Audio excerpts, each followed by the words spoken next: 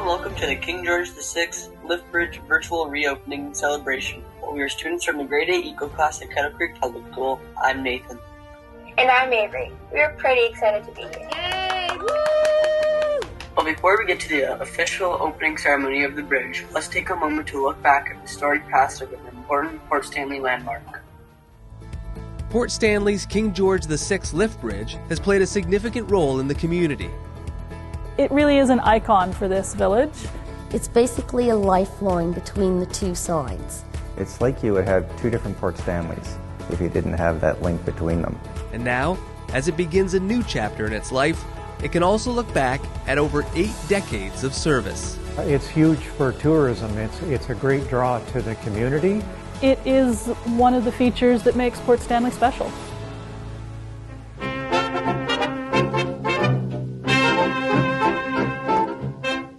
On the afternoon of May 15, 1939, the Empress of Australia was steaming up the St. Lawrence River bearing King George VI and Queen Elizabeth.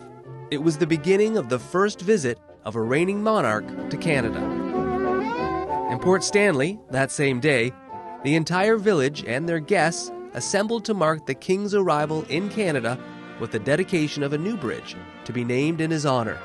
I think they chose the King George VI Lift Bridge because if they planned it on the same day, they could say the bridge was named the day the reigning king arrived in Canada. It was a cathartic celebration for the community. The bridge had been over 20 years in the making, and it wasn't built without sacrifice. As early as 1915, Nathan S. Cornell, one of Port Stanley's longest-serving reeds, led a committee of council to Ottawa, where they presented their case to the Minister of Public Works for a swing or lift bridge to allow the opening of an upper harbor. The community was developing quite an important position in Lake Erie as a port. So for the port to continue to develop, it needed a modern bridge that could be lifted out of the way. With the amount of freight landing at Port Stanley continuing to rise, there was an urgency to the town's request for a new bridge. They continued to make the case to the federal government because the port was a federal port. They didn't look to the provincial government for any help, but oddly enough, that's where it came from. In 1934, Ontario elected a Liberal government under Premier Mitchell Hepburn, who was also Elgin County's MPP. And when the Premier's the MPP, things can happen.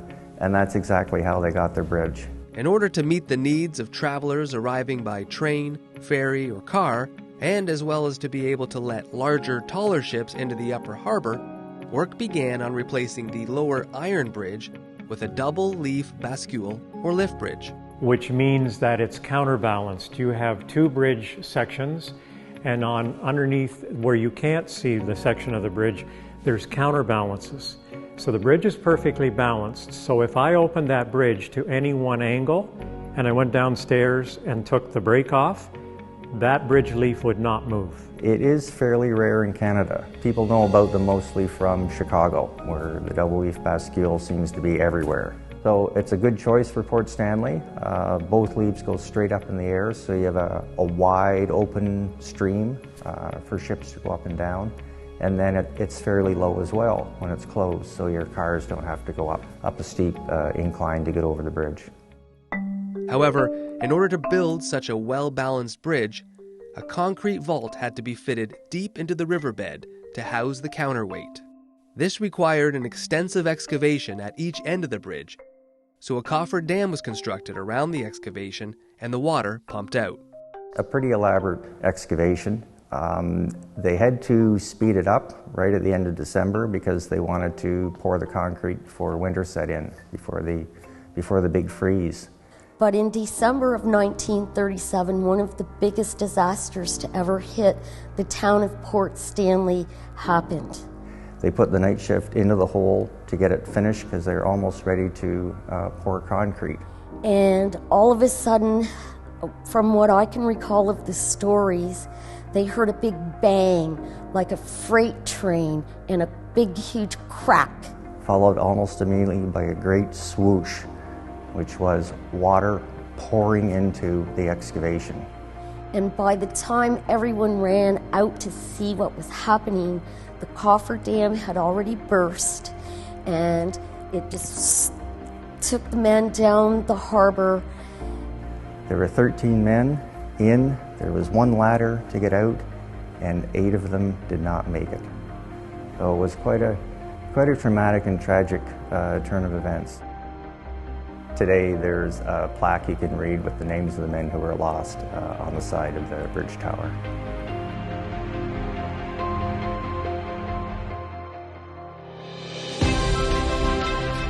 The bridge was finally opened in May of 1939 with big pomp and circumstance. There was huge crowds. The estimates are about 500 attended. I think there were about 400 in the village, so the entire village was there for sure. The opening ceremony featured a ribbon cutting by Mrs. Cornell, widow of Nathan S. Cornell, the reeve who had started the campaign for a new bridge so many years before. Also present were the Minister of Highways and the Premier's wife, Mrs. Eva Hepburn. From that day on, the bridge was center stage within the community. My personal connection is that my dad worked on the bridge for 17 years. Through the years, wow, my dad told me so many stories. And one of the proudest moments for him was when they did the Valvoline commercial. From what I recall that he told me, they got a hold of them because they wanted to do this Valvoline commercial because our lift bridge is one of the only in Canada that goes up the way it does. So they needed a bridge where they could put it up, and in the center they could put the car on it so that it went like this. You can see it took over 2 or 3 days, I believe. And at one point there's a mechanism where the car is supposed to be released and it falls into the creek by itself. Well, because they were filming it from up in the tower and from their angle, you could see that this release was not working. So they had to redo it again the next day. In the end, the guy who was trying to let the release go finally had to do it by hand, and he literally pushed the car into the bridge. Jesus, right on the roof. Another event that remains in the minds of some residents occurred on October 24th, 1987. I remember the day very well, and it was a terrible, terrible day. The rains were coming down, it was cold, extremely windy, and one of the fishing trawlers that berthed above the bridge had just entered the harbor after coming in off the lake, and I raised the bridge. But unfortunately, when I got him through the bridge, the hydro in the village went out. So I had one leaf of the bridge that was stuck open. We had to essentially lower the bridge by hand.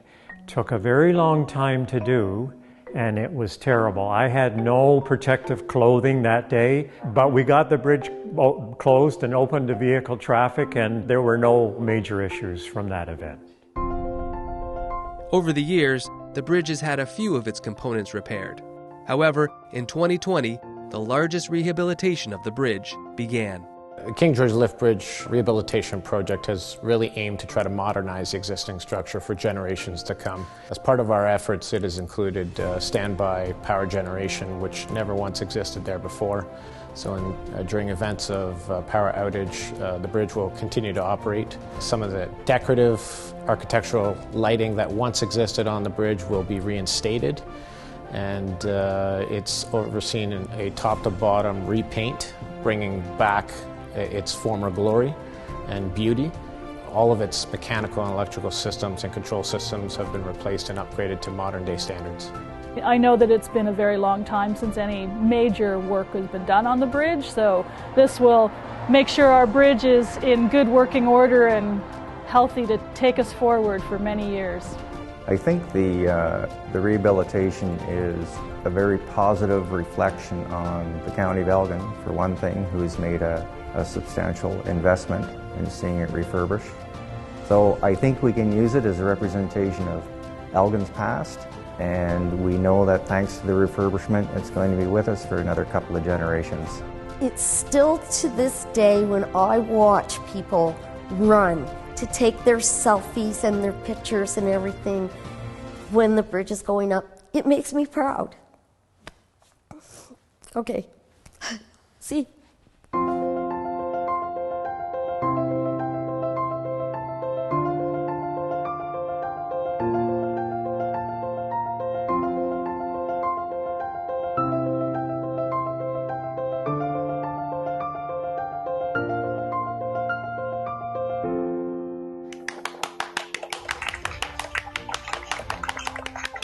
What a history, from royalty to tragedy to celebration to commercials.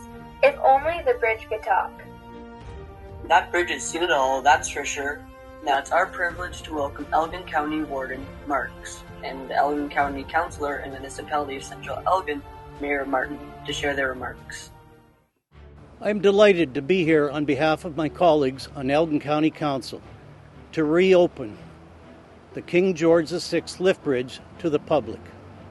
Rehabilitating and preserving this iconic piece of living history has been a priority this term of County Council.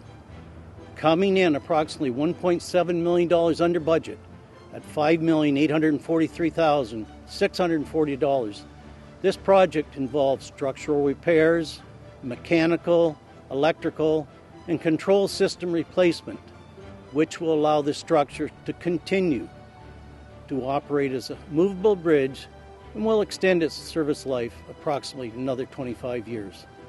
County Council has ensured the critical infrastructure is maintained and to the highest standard for future generations. It's part of Elgin County's strategic plan to make our communities the best they can be. This bridge has acted as a gateway to Lake Erie, connected the two sides of the village of Port Stanley, and stood watch over residents and visitors alike for over 80 years. Port Stanley has a special spot in my heart.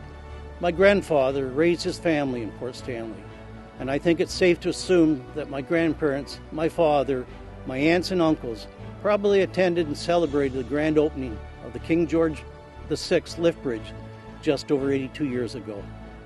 After an extensive and meticulous rehabilitation, we are pleased to see this project completed. This structure will now bridge the gap between our past and our future for many years to come. While this project is a county undertaking, the impacts of projects of this magnitude within our local communities is great. And I have invited Mayor Martin to bring greetings on behalf of Central Elgin. Mayor Martin. Thank you, Warden Marks. The King George Lift Bridge is a quintessential Port Stanley icon, known to locals simply as the Lift Bridge. For over 80 years, the bridge has not only served the primary purpose of connecting the two sides of the village and acting as a gateway to residents and visitors alike, but it has also been a part of many memories built with loved ones. These memories so often come to mind as you approach this stunning piece of historical infrastructure. I am extremely pleased with the hard work and dedication the bridge rehabilitation workers have done. This significant project has ensured the bridge remains safe, structurally sound, and visually appealing. The fresh coat of paint stands out beautifully. The reintroduction of the historical lights is a feature I hold dear to my heart and hope serves as a symbol of our community, which will help guide them into the promising future. On behalf of Central Elgin Council, I would like to thank everyone for their patience throughout the construction. I would also like to thank Elgin County for funding and organizing this project for residents and visitors of Central Elgin. Whichever way you choose to see the bridge, via land or sea, there's no doubt you will walk away with a new appreciation for the hard work the crew has done to help extend the memories and purpose of one of the village's true icons. Thank you. Thank you, Warden Marks and Mayor Martin. What an honor to have you here with us today. I can't believe this is finally happening. Now, next year's Eco class won't have to walk all the way around when they walk to the berm. No kidding. Alright, now it's time for the official ribbon cutting and bridge opening. Open the bridge! Open the bridge! Open the bridge.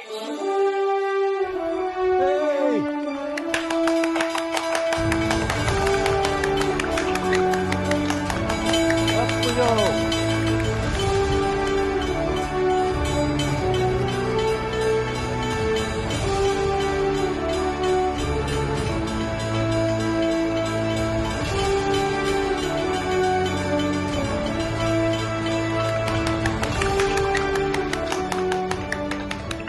All those months of construction, and it's all over just like that. I'm so glad we are here to be part of this historic moment. Me too, Avery. It's so great to see the lift bridge open and Port Stanley open for an exciting summer. We hope to see you out there enjoying all that Port Stanley has to offer. And remember, be safe. Port Stanley's lift bridge is now open, and our businesses are open to safely serve you.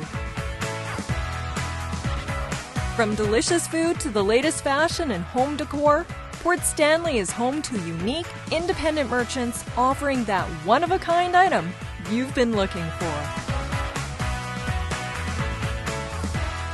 Port Stanley, come for the shore, stay to explore.